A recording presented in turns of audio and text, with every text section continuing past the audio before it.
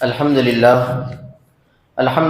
نحمده ونستعينه ونستغفره ونؤمن به ونتوكل عليه ونعوذ بالله من شرور أنفسنا ومن سيئات أعمالنا من يهده الله فلا مضل له ومن يضلل فلا هادي له ونشهد أن لا إله إلا الله وحده لا شريك له ونشهد أن سيدنا ومولانا محمدا عبده ورسوله أما بعد قال الله تعالى في القرآن المجيد والفرقان الحميد أعوذ بالله من الشيطان الرجيم بسم الله الرحمن الرحيم قل هو الله أحد الله الصمد لم يلد ولم يولد ولم يكن له كفوا أحد صدق الله العظيم۔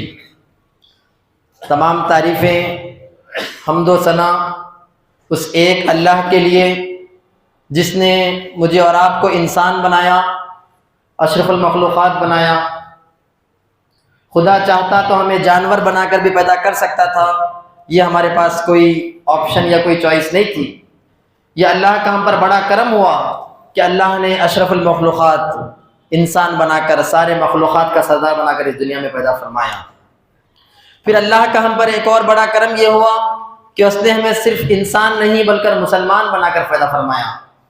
دنیا کی تمام نعمتیں ہمیں مل جاتی اور اسلام کی دولت سے اگر ہم مالا مال نہ ہوتے تو دنیا کی ساری نعمتیں اس ایک نعمت اسلام کے سامنے چھوٹی ہوتی، ہیچ ہوتی۔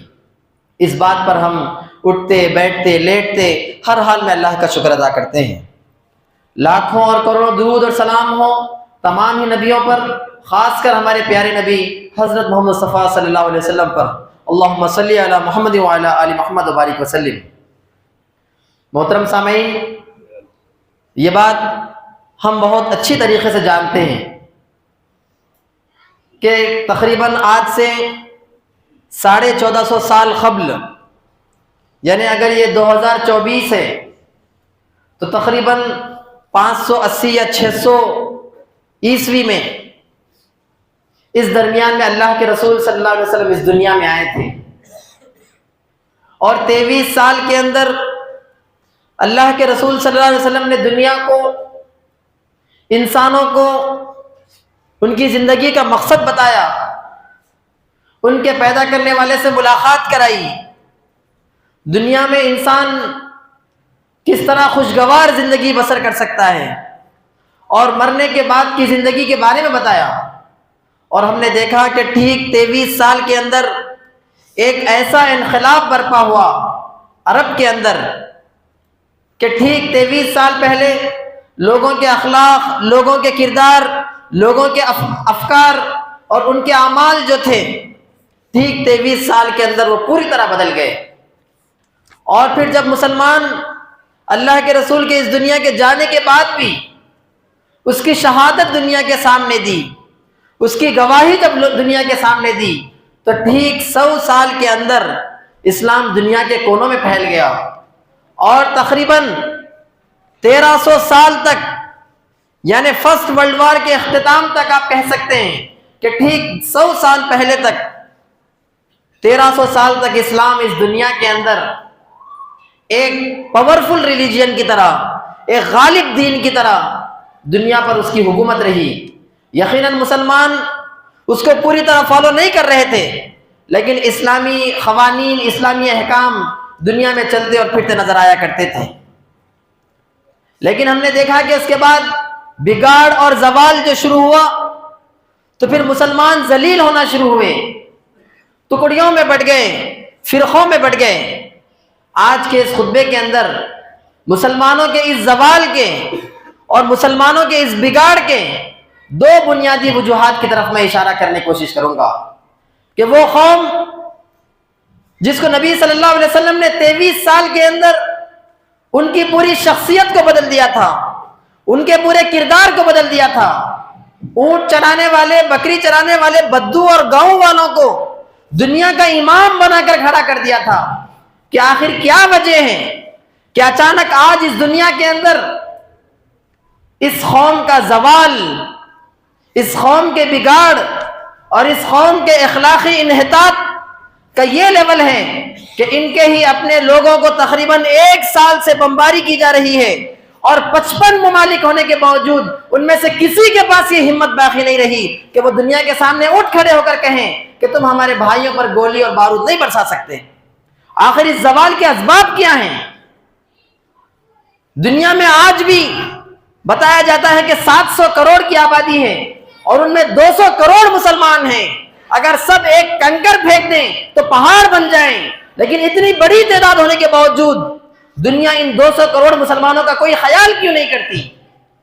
ان کی پوزیشن کا، ان کی پاپولیشن کا دنیا کے پاس کوئی وقت اور دنیا کے پاس کوئی مقام کیوں نہیں ہے؟ ایک وقت وہ تھا جب ہم صرف مٹھی بھر تھے، ہمیشہ سے دنیا میں کم تھے، لیکن اس کے باوجود دنیا میں ہمارا غلبہ تھا. کسی مسلمان کے اوپر آواز اٹھانا یا ہاتھ اٹھانا یا کسی کے اوپر ظلم کرنا، اگر اس جگہ پر مسلمان موجود ہیں تو لوگوں کو کوئی ہمت نہیں ہوا کرتی تھی. اور آج وہ وقت ہے کہ کروڑوں کی تعداد میں اس دنیا میں مسلمان بس رہے ہیں اور ان کی کوئی وقت نہیں ہے. آخر اس زوال کے، آخر اس بگاڑ کے کیا اسباب ہو سکتے ہیں؟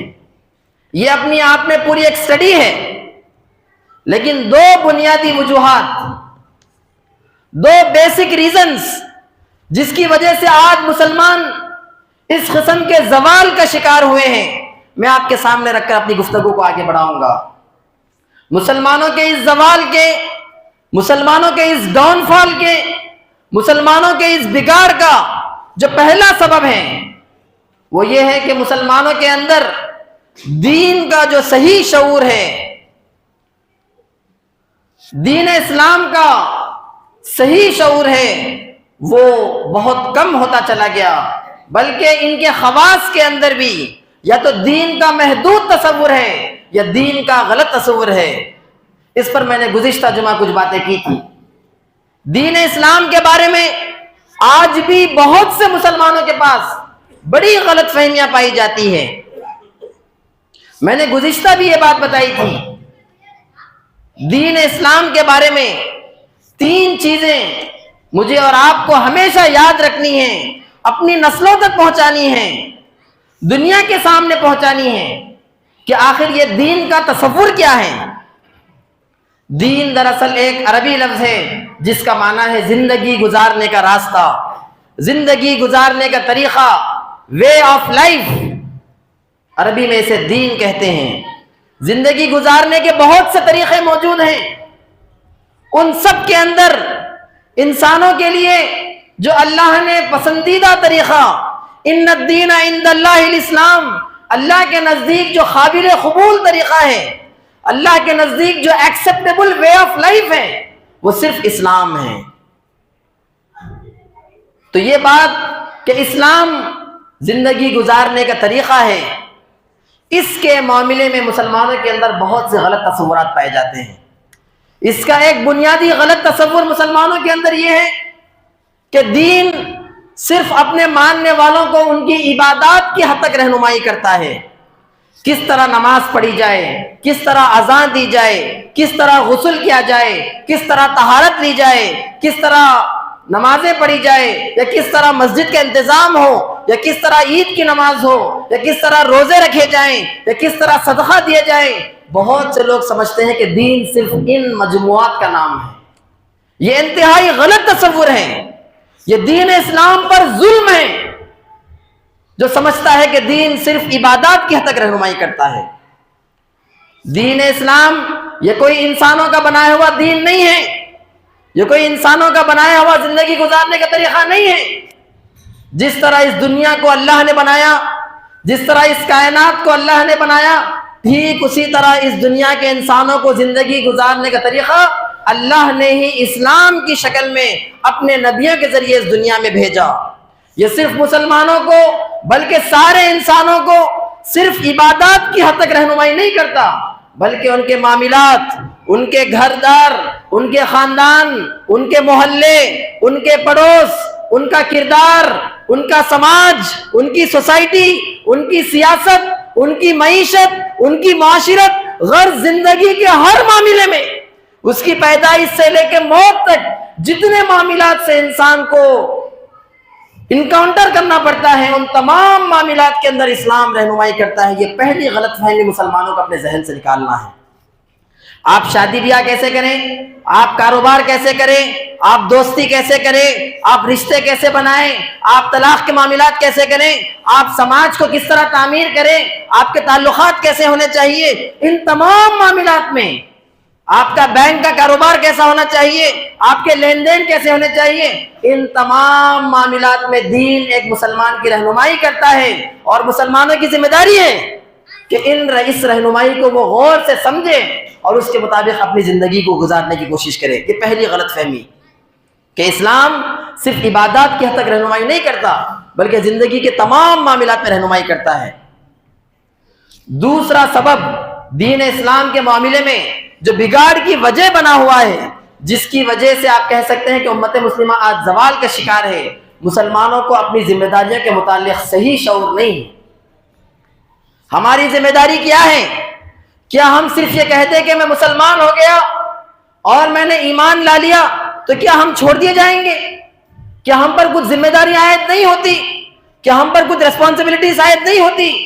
صرف ہم نے نماز پڑھ لیا، روزہ رکھ لیا، زکوٰۃ دے لیا، صدقہ خیرات کر لیا تو کیا ہماری ذمہ داری مکمل ہو گئی؟ کیا ہم نے طلاق اور خلا کے معاملات اسلام کے مطابق کر لیے، شادی بیاہ کے معاملات اسلام کے مطابق کر لیے تو کیا ہماری ذمہ داری مکمل ہو گئی؟ نہیں۔ اسلام کے حوالے سے مسلمانوں کے اوپر جو بہت بڑی ذمہ داری ہے وہ یہ ہے کہ اسلام کے مطابق دنیا کے سامنے وہ شہادت دینے کے لیے کھڑے ہو جائیں، اسلام کے مطابق دنیا کے سامنے وہ گواہی دینے والے کھڑے ہو جائیں۔ یہ اصل ذمہ داری مسلمانوں کے سر کے اوپر ہے۔ یہ میں نے قرآن کہتا ہے بلکہ امت مسلمہ کا جو وجود اس دنیا کے اندر رکھا گیا، قرآن خود کہتا ہے وَكَذَلِكَ جَعَلْنَاكُمْ أُمَّةً وَسَطًا لِتَكُونُوا شُهَدَاءَ عَلَى النَّاسِ وَيَكُونَ الرَّسُولُ عَلَيْكُمْ شَهِيدًا۔ ہم نے تمہیں امت وسط بنایا، یعنی درمیانی امت بنایا تاکہ تم لوگوں پر شہادت کا کام کرو، لوگوں پر گواہی دینے کا کام کرو، جس طرح رسول تم پر گواہی دینے کا کام کرتے تھے۔ اس دنیا کے اندر رسول صرف نمازیں پڑھنے کے لیے، روزے رکھنے کے لیے، نیک کام کرنے کے لیے نہیں آئے، بلکہ وہ اسلام کے مطابق دنیا کے سامنے شہادت بن کر کھڑے ہونے کے لیے آئے، اور اسی شہادت کا کام، اسی گواہی دینے کا کام، اسی وٹنس کا کام دنیا کے سامنے مجھے اور آپ کو کرنا ہے۔ ہم سے پہلے ایک اور قوم کو اللہ نے پیدا کیا تھا اور اس قوم نے اس شہادت کا کام نہیں کیا، تو پورے سورہ بقرہ کے اندر بلکہ قرآن کے اندر جگہ جگہ ان کے ساتھ جو عبرتناک انجام کیا گیا، ضربت علیہم الذلۃ والمسکنۃ وباءوا بغضب من اللہ، اللہ کی ذلت، غضب اور پھٹکار ان پر ہوئی۔ اللہ نے اس قوم کو ہٹا دیا۔ وہ بنی اسرائیل تھے، وہ یہودی اور عیسائی تھے، دنیا کے سامنے انہوں نے حق کی گواہی نہیں دی، اور میدان میں مجھے اور آپ کو لایا گیا۔ مجھے اور آپ کو اللہ تعالیٰ کو اسپیشل کنسیشن دینے والا نہیں ہے۔ میں اور آپ اگر یہ کام نہیں کریں گے تو اللہ کو کوئی سروکار نہیں ہے، آپ کو اس میدان سے ہٹا دیا جائے گا، کوئی اور قوم آئے گی جس کے ذریعے سے اللہ اسلام کی شہادت کا کام لے گا۔ یہ دوسری وجہ ہے، میں سمجھتا ہوں کہ مسلمانوں کے اندر آج جو زوال آیا ہے، یہ جو بگاڑ آیا ہے، ان کو اپنی دوسری ذمہ داریاں تو یاد رہی، لیکن ان کے اپنے لیڈرز کو بھی، ان کے اپنے اہل علم کو بھی، ان کے اپنی عوام کو بھی اس بات کا کوئی شعور نہیں ہے کہ ہماری ذمہ داری اس دنیا کے اندر حق کے گواہی دینے کی ہے، ہماری ذمہ داری اس دنیا کے اندر دین اسلام کے متعلق شہادت بن کر کھڑے ہونے کی ہے۔ یہ شہادت حق کا کام قرآن اس امت کو دیتا ہے۔ قرآن کہتا ہے بلکہ خدا کے، اللہ کے جزا و سزا کا قانون پورا اس شہادت کے اوپر کھڑا ہوا ہے۔ کل قیامت کے دن اللہ کسی بندے سے حساب لے اور کوئی بندہ کہہ دے کہ اے اللہ مجھ تک تو تیری تعلیمات نہیں پہنچی تھی، مجھے تو پتہ نہیں تھا کہ تو کون ہے، مجھے تو پتہ نہیں تھا کہ دنیا میں کرنا کیا ہے، تو خدا کیا کہے گا؟ خدا اسی حجت کو پوری کرنے کے لیے وقتاً فوقتاً انبیاء کو بھیجتا رہا، بار بار نبی آتے رہے، تقریباً 1,24,000 نبی آئے، اور ان سب کا کام یہ تھا کہ وہ دنیا کے اندر اپنی حجت پوری کرنے کے لیے آئے تھے، تاکہ کل قیامت کے دن انسان خدا سے یہ نہ جھگڑے کہ ہمیں کوئی بتانے والا نہیں آیا تھا۔ اب ان نبیوں کے بعد یہ مقدس کام، یہ سیکرڈ کام، یہ بلیسڈ کام، یہ میری اور آپ کے کندھوں پر رکھا گیا ہے۔ جب نبی چلے جاتا تو اس کی امت کے اوپر یہ کام آتا کہ اب اس کی امت کی یہ ذمہ داری ہوتی کہ وہ دنیا کے سامنے بتائیں کہ اسلام کس طرح زندگیوں کی تعمیر کرتا ہے، اسلام کس طرح اس دنیا کے اندر بھی لوگوں کے مسائل کا حل ہے، اور اس دنیا کے بعد کی زندگی کے اندر بھی انسانوں کی کامیابی کا ذریعہ ہے۔ یہ حق کی گواہی دینا، اس کی شہادت دینا، دنیا کے سامنے اس کے کردار کی، اس کے تعلیمات کی گواہی دینا، یہ میرے اور آپ کی سب سے بڑی ذمہ داری ہے۔ اور اس ذمہ داری کو ادا نہ کرنے کے نتیجے میں ہی آج اتنی بڑی تعداد میں مسلمان رہنے کے باوجود مسلمان زوال پذیر ہیں، ڈاؤن فال کا شکار ہیں۔ اگر اس ذمہ داریوں کو مسلمان سمجھنا شروع کر لیں تو پھر ایک مرتبہ دنیا کے اوپر وہ، بلکہ اس اسلام کو جب دنیا پہ ظاہر کرنا وہ شروع کر دیں تو پھر ایک مرتبہ اپنے اس پرانی پوزیشن پر آ سکتے ہیں۔ اب یہ شہادت کا کام کیسے ہوگا؟ اس شہادت کے دو طریقے ہیں، یہ گواہی کے دو طریقے ہیں۔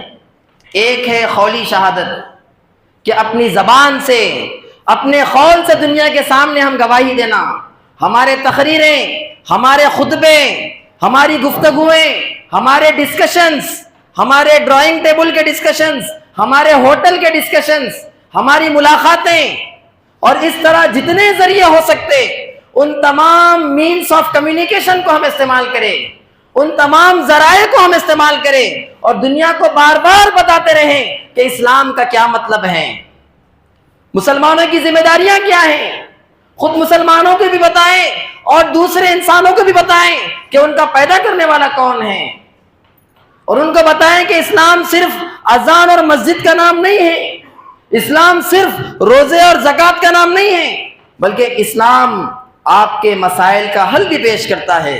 آپ کسی پریشانی کا شکار ہیں، آپ کسی مسئلے کا شکار ہیں تو آئیے قرآن میں اپنے اس مسئلے کے حل کو تلاش کیجئے۔ جس طرح سارے انسانوں کا بنانے والا اللہ ہے، اس خدا کے پاس انسانیت کے سارے مسائل کا حل موجود ہے۔ یہ زبان سے دنیا کے سامنے شہادت دینا، جتنے طریقے ہو سکتے لکھ کر بتانا، نیوز پیپر میں ڈالنا، سوشل میڈیا کا استعمال کرنا، آپ یوٹیوب کا استعمال کرنا، ان تمام ذرائع تک جس حد تک انسانوں تک آپ پہنچ سکتے ہیں ان تمام ذرائع کا استعمال کرنا اور اس کی شہادت دینا دنیا کے سامنے، اسلام کی صحیح تصویر لوگوں کے سامنے بتانا، یہ شہادت کا ایک طریقہ ہے، قولی شہادت۔ ابھی جماعت اسلامی کے 3 دن کے کل ہند ارکان کے اجتماع سے تشریف ہم لے گئے تھے، وہاں پہ ہم نے دیکھا کہ بنگلور کے آٹو والے، جب آٹو والوں کو بھی اس ذمہ داری کا احساس ہوتا ہے تو کس قسم کی شہادت وہ دے رہے ہیں۔ وہاں پہ ایک ایکسپو لگایا گیا تھا کہ دنیا میں لوگ کس طرح اسلام کی شہادت کا کام کر رہے ہیں، تو میں نے دیکھا کہ وہاں پر خاکی کلر کا ڈریس پہن کے کچھ آٹو والے کھڑے ہوئے ہیں۔ میں نے ان سے پوچھا کہ آپ تو آٹو والے ہیں، آپ کیا اسلام کی شہادت کا کام کر رہے ہیں؟ تو انہوں نے کہا کہ ہم بنگلور میں، یہ ہمارے آٹو سے اس نے فوٹو بتا کر کہا کہ اس آٹو کے اندر جب کبھی غیر مسلم بیٹھتے ہیں تو اس کے سامنے کا جو ڈرائیور کی سیٹ کا پیچھے کا حصہ ہے ہم نے اس کو ویلڈنگ کرا کر ایک ڈیسک بنا لیا اور اس کے اندر ہم کنڑا زبان میں قرآن رکھتے ہیں، اسلام کے بارے میں چھوٹے چھوٹے بروچرز رکھتے ہیں۔ جب کبھی کوئی غیر مسلم بیٹھتے ہیں ہم کچھ نہیں کہتے، آٹو میں انہیں بس سٹینڈ سے ان کے گھر تک چھوڑ آتے ہیں، وہ بیٹھے بیٹھے ہم سے سوال کرتے ہیں، ارے یہ کیا ہے؟ ارے اسلام ٹیررزم کی تعلیم دیتا ہے، ہم تو یہ سمجھے تھے، آپ تو امن کی بات کر رہے ہیں، کیا صاحب ہم یہ لے جا سکتے ہیں؟ انہوں نے کہا کہ کئی لوگ، کبھی ایسا ہوتا ہے کہ کچھ لوگ 10 دن کے اندر پورے آٹو کو خالی کر جاتے ہیں۔ ایک چھوٹا آٹو والا جب اس کو احساس ہوتا ہے کہ میرے زندگی میں، میرے جسم پر اس دنیا کے اندر یہ ذمہ داری ہے کہ میں قولی شہادت کا کام کروں، تو اس کا احساس کس طرح جاگتا ہے۔ آپ دیکھیے کہ وہ اپنے پروفیشن کو، اپنے آٹو چلانے کے کام کو بھی کس طرح مقدس بنا لیتا ہے۔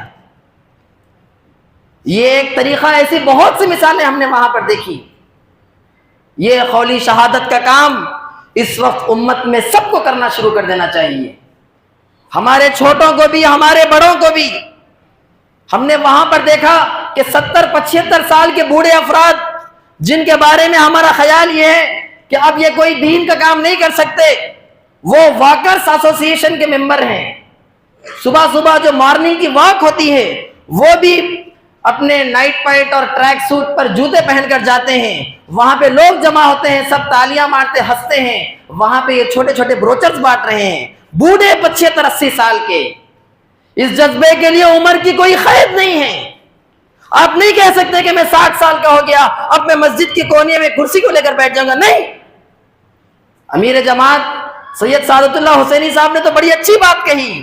آپ نے کہا کہ اگر آپ کے جسم میں خون دوڑ رہا ہے اور اس دنیا کے اندر آپ زندہ ہیں تو اس کا مطلب یہ ہے کہ خدا آپ سے کچھ کام لینا چاہتا ہے۔ موت کا انتظار مت کریے، موت تو اپنے وقت آئے گی، لیکن یہ جو شہادت کی ذمہ داری آپ کے کندھوں پر ڈالی گئی ہے، جس طریقے سے ہو سکتا ہے کریے۔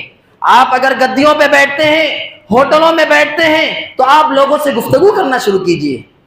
آپ لوگوں کو بتائیے، آپ کو بولنے نہیں آتا تو ان لوگوں تک لے جائیے جن کو بولنے آتا ہے۔ یہ وہ کام ہے جس کے بارے میں خدا کے سامنے ہم سب کو جواب دہی دینا ہے۔ اس سوال سے میں اور آپ بھاگ نہیں سکتے۔ اس سوال کا احساس مسلمانوں کے اندر کم ہو گیا ہے۔ مجھے اس بات کا تو ڈر ہے کہ میں جمعے کی نماز چھوڑ دوں گا تو میرا خدا مجھ سے پوچھے گا، لیکن مجھے اس بات کا ڈر نہیں ہے کہ اگر میں یہ شہادت کا کام نہ کروں گا، اگر لوگوں کو اسلام کے بارے میں نہ بتاؤں گا تو وہی خدا مجھ سے سوال کر سکتا ہے۔ یہ احساس مسلمانوں کے اندر کم ہو گیا یا مر گیا ہے۔ دین کا محدود تصور مسلمانوں کے اندر آ گیا ہے۔ تو یہ شہادت کا پہلا طریقہ قولی شہادت، کہ اپنی زبان سے، لوگوں کے گفتگوؤں سے، ڈسکشن سے، ڈیبیٹ سے، لکھنے سے، پڑھنے سے، تقریروں سے، جلسوں سے، خطبوں سے، ہر ذریعے کو آپ استعمال کیجئے اور دنیا کے سامنے اسلام کی اس تصویر کو بتائیے۔ یہ ایک طریقہ ہے قولی شہادت کا۔ پھر اس شہادت کا دوسرا طریقہ عملی شہادت، کہ جس چیز کو آپ زبان سے دنیا کے سامنے پیش کر رہے ہیں اس کا عملی اور مجسم نمونہ آپ بن جائیے۔ آپ کہتے ہیں کہ پاکی صفائی آدھا ایمان ہے، الطہور شطر الایمان، تو آپ کے محلے اس کی گواہی دینا چاہیے کہ مسلمانوں کے محلے میں جائیے اور وہاں پہ پاکی کا اندازہ لگائیے۔ لوگ آپ کے محلے کو دیکھ کر آپ کے بارے میں جاننا شروع کریں۔ اگر آپ کہتے ہیں کہ سود حرام ہے تو آپ دنیا کے سامنے کوئی آلٹرنیٹ نظام بتائیے۔ ابھی آپ کی اس مسجد کے ملگیوں کے اندر رحمت ویلفیئر سوسائٹی چل رہی ہے، یہ کیا ہے؟ یہ عملی شہادت کا ایک چھوٹا سا نمونہ ہے کہ وہاں پر جب یہ احساس پیدا ہوا کہ سود حرام ہے تو لوگ قرضے کہاں سے لیں گے، تو پھر اس کے بعد امیر ترین لوگوں سے کہا گیا کہ آپ 2-2 لاکھ روپے 3-3 لاکھ روپے جمع کریں۔ جب 25-30 لاکھ جمع ہو گئے تو محلے کے لوگوں کو 30,000 40,000 روپے پہ قرضہ دینا ہم نے شروع کیا۔